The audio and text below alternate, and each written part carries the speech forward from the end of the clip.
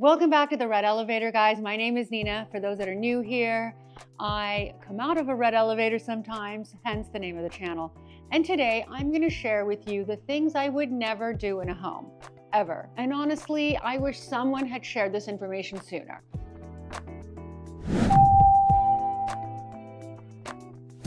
I have walked into a lot of homes, and there are certain things I see over and over again that I would never, in good conscience, do in my own space. So I'm going to walk you through the design choices I would personally never make and that I quietly cringe at every single time I see them. And I don't want you guys to make these mistakes, which is why I'm bringing them up.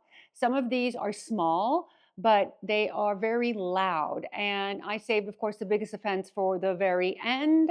And trust me, it is one that almost everyone does, and it's costing you the entire look of your space. So please be patient and stay with me. And real quick, if you're new here and you want honest professional design insight without the fluff, hit subscribe right now because this is exactly what channel this is. And I cut through all the noise. I get right to the heart of what you need to be doing and making sure that your interior looks absolutely phenomenal.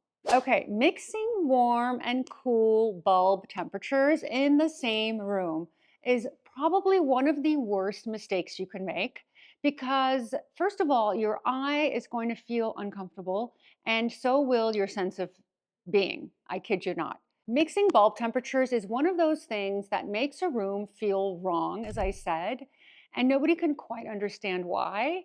But let me tell you, I clock this every single time. And when I'm at a friend's house and they have a 3000, or I should say a 5000 Kelvin and a 2700 Kelvin lamp, I'll turn the overhead light off. I'll be like, do you mind if we make it moodier? I'll turn off the 5000 Kelvin or the 4000 Kelvin recessed lighting, and I'll turn on a lamp because it really bothers my eye, and I know it's bothering other people's eyes. So you have to think about this. Here's what exactly happens. When you mix them, warm light makes the colors read amber and rich. Cool light makes them gray and blue. When both are active in the same space at the same time, your eye cannot settle because the color story keeps contradicting itself. Your furniture looks like two different things depending on where you are standing. The fix is actually quite simple. Pick one Kelvin, and please make sure it's 2700. I prefer 2700 Kelvin to any other Kelvin, and it is the closest to candlelight. It is almost universally flattering. What I would recommend is not to go over 3000 Kelvin for any space in your home. Now, if you need a very specific task light in maybe a laundry room, you could go up, but remember, these are for task purposes. They're going to be bright and they're going to be annoying. So only do that in spaces where you absolutely need good lighting. And you will get plenty of lighting with 3000 Kelvin. It's just not going to be hospital grade light. And since we're talking about lighting, this next one is even more specific. We're talking about recessed lighting directly over a dining room table. You should never, ever put recessed lighting directly over your dining room table. There is no need for that. I know it feels logical. The table is there, you want light there, so you put the light there, but here's what you are actually doing. You are creating a downlight that hits people in their faces and from directly above, which is the single most unflattering angle of light that exists. It makes all of your guests look unattractive, and if you have a mirror in that room, forget it. They're gonna wanna run out. It exaggerates shadows under the eyes, and it flattens your face, and it makes food look institutional rather than appealing and appetizing. So, and beyond the aesthetic of it, a recessed light over a dining room table does nothing for the atmosphere of the room. There is no warmth, there's no intimacy, there's no sense that this is a place where people can gather. Like there's so much that happens in a dining room that you need to consider to create that beautiful evening vibe. So a pendant or chandelier hung at the right height, roughly about 30 to 36 inches above the table, is where you need to hang your pendant or your chandelier. So what this does is it creates a pool of contained warm light that belongs to the table. It makes the table feel like a destination. That is the difference between a room you eat in and a room you actually want to sit in. Use your recessed lights for perimeter lighting, for highlighting art, for general fill, never as the primary source over a dining room table. Now let's move into the living room because this next one is one of the most common layout mistakes I see, and it is so easy to get wrong. And this is the third, multiple small rugs to a zone space. So unless you are working with the right space and the right rug sizes, using multiple small rugs to zone an open plan area does not read as intentional design. It reads as chaotic. So if you have a very large open space and you want to have rugs in them, make them identical in size and very large. So let me explain. The idea is right. The execution is usually done incorrectly because the rug ends up too small. They float, and instead of defining zones, they just drop the floor into disconnected little islands. So here's a rule I use professionally. In a living room, your rug should be large enough that at a minimum, the front two legs of every sofa and every chair in that grouping sit on it.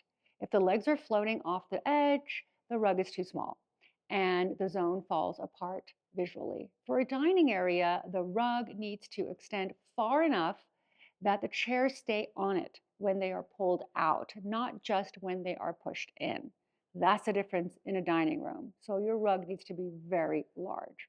Now, where multiple rugs can work, and I want to be clear that it can work, that would be in a very large loft style space where the zones are genuinely distinct and the rugs are substantial enough to fully anchor each one, which is what I was talking about initially. But that requires scale, intention, and usually professional guidance on sizing. What I see most often is two 5x8 rugs in a space that needs perhaps two 9x12s. Bigger is always better when it comes to rugs. And if you're at a loss, size up. All right, now we're going to move into the kitchen and what people typically tend to get wrong. Slab front, handle-less kitchens. Okay, let me explain. The handle-less slab front kitchen has its moment. That moment was 2018. It felt futuristic and minimal and editorial when it first started, showing up everywhere. Now it just reads as cold, impersonal, and frankly, dated. The irony is that people choose it because they think it looks timeless. But because every developer and every spec builder defaulted to it for the last 7 years, it now looks exactly that, a spec build. There's also another concept here that people fail to mention, that sometimes when you lean your body into touch latch, it will automatically open. And so for lower counters, this can be a problem. So if you're leaning against your island, touch latch can't open. I love the look of no hardware. I think it's fantastic, but it can be faulty and it can be implemented in a completely different way so that you don't have the issue of bumping into a drawer or naturally just leaning against it and having it open automatically. So hardware is character, a beautiful unlacquered brass pull that will patina over time, or an aged bronze knob, a slim architectural bar, a handle in warm black. These are the details that make a kitchen feel like it belongs to a person, not a property listing, and the investment is minimal. So swapping hardware on existing cabinetry is one of the highest returns on effort that you can possibly do. And you don't need to renovate, you just need new hardware. Okay, this next one has nothing to do with kitchens, but it is one of the design mistakes that frustrates me the most personally. And that is buying art to match your sofa. So art is not a throw pillow. So stop buying it to match your sofa.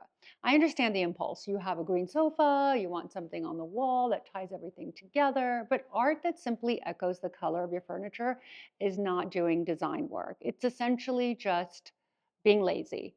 You must buy art that speaks to you, that has value, that could potentially increase in value, something personal, and it will actually stand out more and create a much more interesting and artistic room.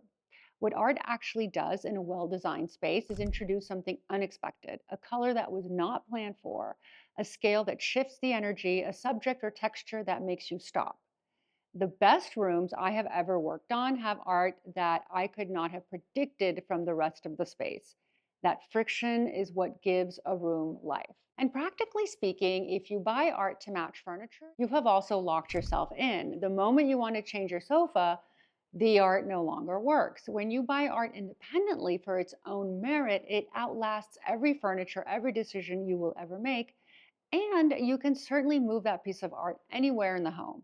We often change locations of art in client homes to give it a little refresher and to change things up. Buy the pieces that you cannot stop thinking about, then build the room around it. That is always the right order. And I want to pause here for a second because if you were watching this and mentally running through your own home right now, that is exactly why I offer a one-on-one Zoom consultation. We look at your actual space, your actual decisions, and I give you a professional eye on exactly what to change and how. No generic advice, just your home. The link is in the description section. All you have to do is click on that link and a Zoom calendar pops up, and we could literally schedule a meeting for as little as 25 minutes or more. Okay, back to it. Large format tile is a default. So large format tile, the 24 by 24, the 32 by 32, the full slab look became the shorthand for luxury renovations. And that is exactly why it does not signal luxury at all. When every new build, every renovation flip, every airport bathroom, and every mid-range hotel uses the same tile format, the format stops meaning anything. In fact, I have never used or ever liked large format tiles. It just tells me you want a tile showroom and pick the highest square footage option without really asking yourself why. There is also a spatial argument. Large format tile actually flattens a room. It removes a visual rhythm and grout line texture and cuts the room off, especially because not many rooms can handle tile of that size. And particularly bathrooms and kitchens look very bad in large format tiles. So please stay away from them. Run away from them. That is typically the tile that most of my clients gravitate towards. I don't know why, but I guess we have somehow been programmed to choose large tile thinking it looks good, but it doesn't. Unless you're picking large slabs, I would definitely pivot away from anything that is a large format tile. Now, if you're going to do large format, you have to have a very specific reason for it. You have to have the space for it, a very large foyer in a very large home. Yes, that would require a very large tile. But short of that, maybe an exterior that's very large, I don't see where and how it would benefit you to use large format tiles. Now, another issue, number 7, is the same tile on the floor and walls in a bathroom. Now, tiling your bathroom floor and wall in the exact same tile is not really a cohesion strategy, it's a budget signal. It reads contractor decision, not a design decision, the kind where one tile gets ordered in bulk and applied to every surface. And because it's efficient and there's less waste and it's more economical, and so it reads as a less expensive redo. The reason it falls flat is that using identical material on both horizontal and vertical surfaces removes all sense of hierarchy in the room. Your eye does not know where to land. The floor and the walls compete rather than complement. And the whole bathroom ends up feeling like the inside of a box. Now, there is a caveat to this, and that is if you have a very beautiful, expensive marble or material that you are using in this bathroom. I've seen this bathroom, on Pinterest where you'll have, for example, viola marble floors, viola walls, a viola bathtub, and viola shower. Everything is viola. That's done intentionally. That's a design decision. And viola marble slabs are very expensive. And so when you do an entire room in the same material with the tub in the same material, now you're making a statement. So another thing that works is not necessarily dramatic contrast, but enough differentiation that each surface has a role. So a matte textured floor tile that grounds the space, and maybe a glossier, subtly patterned wall tile that reflects the light and adds movement. If you want to keep it calm and tonal, work with the same color family, but change the material. For example, in many cases, we've done slab walls and then have cut that slab down to small sizes and created a mosaic pattern on the floor. You have the same material, but they're cut differently. So there are so many ways to make a room look cohesive and not make it feel very boring. And now, the one I told you about at the very beginning, which is the biggest offense on this entire list. And if you're planning a renovation right now, I need you to hear this. Removing a bedroom to expand your primary suite. Okay, let's talk about it. This is the one I need you to really listen to because it feels like a smart, luxurious renovation decision, and it is actually one of the most financially damaging mistakes you can make in a home. Bedroom count is one of the first filters buyers use. It is how properties are categorized, how they are searched, and how they are appraised. Going from a 4 bedroom to a 3 bedroom home, even if the primary suite is now spectacular, removes you from an entire tier of your market and can reduce your asking price by tens of thousands of dollars, depending on your area. So you've spent money on a renovation that has negative equity. And here is what makes it worse. In most cases, the goal could have been achieved without removing the bedroom at all. If you want a larger closet, convert the room into a dressing room with the door intact and the closet architecture preserved. It reads as a luxury amenity during your time there, and it reads as a 4th bedroom the moment you list the property. The bones stay, the flexibility stays, and you have not permanently altered the value of your home for a renovation you may not even be living with in 10 years. I will give you an example. We had a pro basketball player's home that we just renovated, and he needed a bigger closet.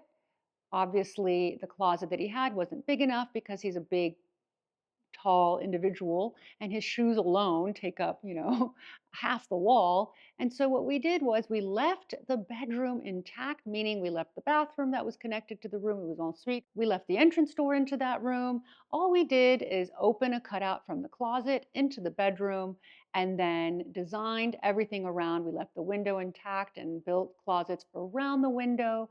And so a new homeowner can either use it as an extended closet or just remove the built-ins and close up that drywall and create that 4th bedroom. When you're legally listing a space that is a 4th bedroom, it needs to have a closet and a door. So if you leave those 2 items legally, it can be listed as a full bedroom.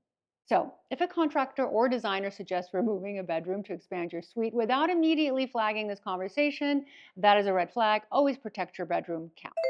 So those are the things I would never do. And the reason I wanted to share all of this is not to make you feel like you have made mistakes.